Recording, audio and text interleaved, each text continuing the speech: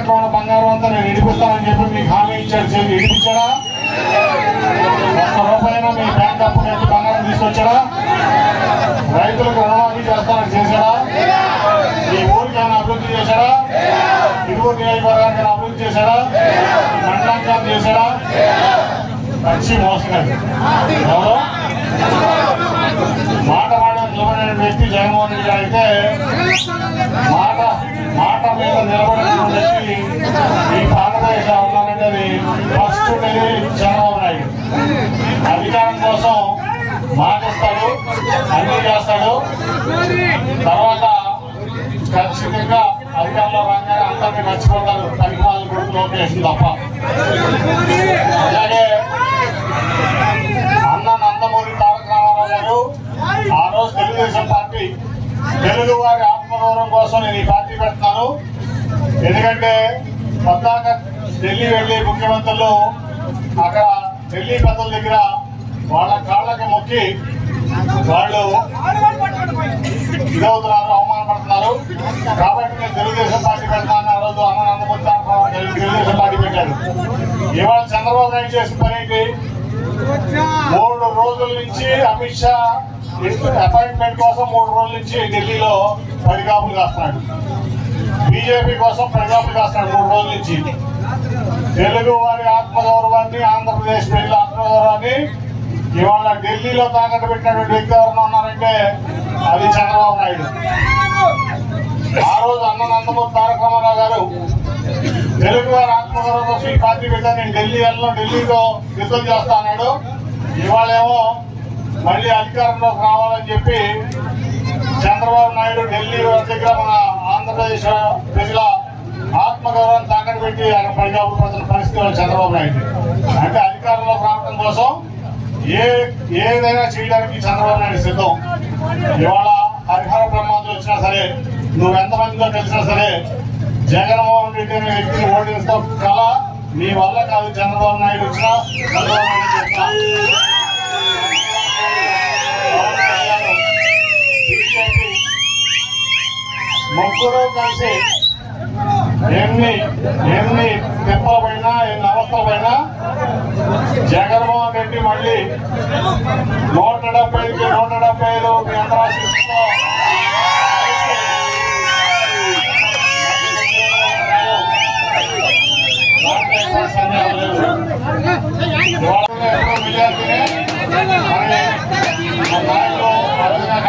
పనిచేస్తాం, దాంట్లో ఎటువంటి సందేహం లేదు.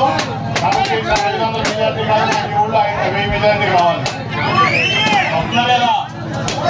జగన్మోహన్ రెడ్డి గారి పనులకి 1000 కాదు, 1 సైడ్ ఉండాలి. War 1 side.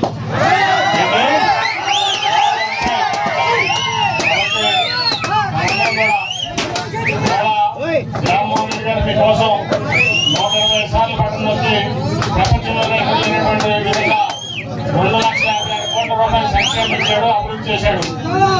చంద్రబాబు నాయుడు 2014 కంటే 19 చేసిన అభివృద్ధి కంటే నేను చెప్తున్నా, జగన్మోహన్ రెడ్డి 3 రెట్లు ఎక్కువ అభివృద్ధి చేశాడు ఈ రాష్ట్రాన్ని. దాంట్లో ఎటువంటి సందేహం లేదు. కాబట్టి 124 సార్లు పట్టణం మీకు 2,50,000 కోట్లు ఆయన ఇస్తే మీరు ఆయన్ని 2 బటన్లకి మళ్ళీ ఆయన గెలిపించుకోవాల్సిన బాధ్యత మీ అందరి మీద ఉందా లేదా? ఏ గుర్తు మీద వేస్తారు ఓట్లు? ఏ గుర్తు మీద వేస్తారు? 2 ఓట్ల? 2 ఓట్లు దేని మీద? దేని మీద వేస్తారు? చూపించండి. అందరూ ఫ్యానా? ఏం డౌట్ లేదా? డౌట్ లేదా?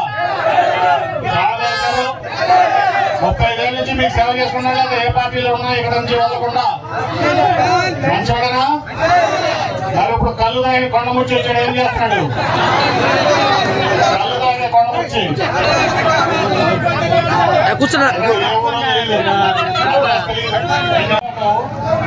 కనీసం ప్రధానమంత్రి అపాయింట్మెంట్ కాదు, అమిత్ షా అపాయింట్మెంట్ కోసం 3 రోజులు పడిగాపులు పెట్టాడంటే చంద్రబాబు నాయుడు పరిస్థితి మనం అర్థం చేసుకోవచ్చు. జగన్మోహన్ రెడ్డి దెబ్బకి దిమ్మ తిరిగి మైండ్ బ్లాంక్ అయ్యి కూర్చిపోయింది.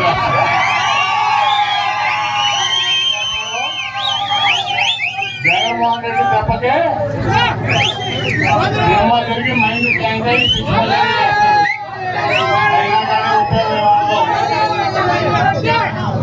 జనం మీరు నమ్మే పరిస్థితి లేదు. చంద్రబాబు నాయుడు నిన్ను నీ పరిపాలన కూడా లోకేష్ ని నీ దత్తపుత్రుడు పవన్ కళ్యాణ్ ఎవరు నమ్మరు. ఇవాళ జన సైనికుల ఆత్మగౌరవాన్ని కూడా తీసుకెళ్లి లోకేష్ నాయుడు దగ్గర చంద్రబాబు నాయుడు దగ్గర తాకట్టు పెట్టాలంటే అది పవన్ కళ్యాణ్ పాపం జన సైనికులు చూస్తే నాకు నిజంగా జాలేస్తాను.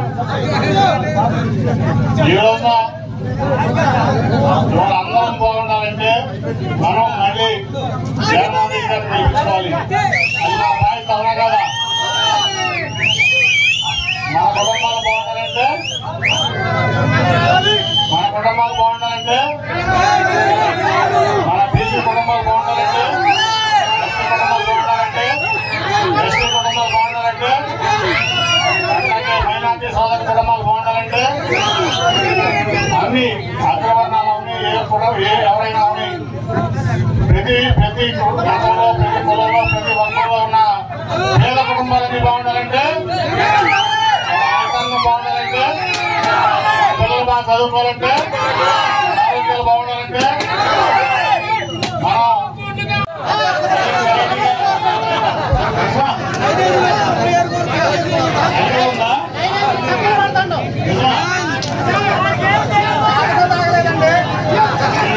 మీకు ఏవో నుంచి వచ్చాను తెలియదు, ఎక్కడో తెలియదు, ఏమి తెలియకుండానే అప్పుడే తెలిసిపోయి తప్పనున్నాడు. చాలా ఫాస్ట్ ఉన్నారు. కాబట్టి మనందరం కూడా మరవాడు మంచివాడు జగన్ గారు మీకోసం పంపించిన వ్యక్తికి ఎవరైనటువంటి సందేహం లేదు. భారీ మెజార్టీతో గెలిపించి పక్కా లోకల్ మన స్వామి గారు పక్కా లోకల్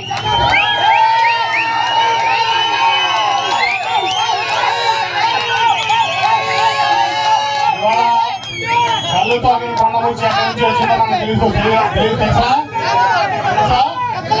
ఏ ఊరో తెలియదు, ఏ రాష్ట్రం తెలియదు, ఎక్కడి నుంచి ఊడిపడింది తెలియదు. ఇవాళ అటువంటి అరాచకవాదుల్ని మనం తరిమి కట్టాల్సిన పని ఉందా లేదా? తరిమి కట్టాలంటే ఏం చేయాలి? ఇంటికి పంపించాలంటే స్వామి గారికి ఏ గుర్తు చేయాలి?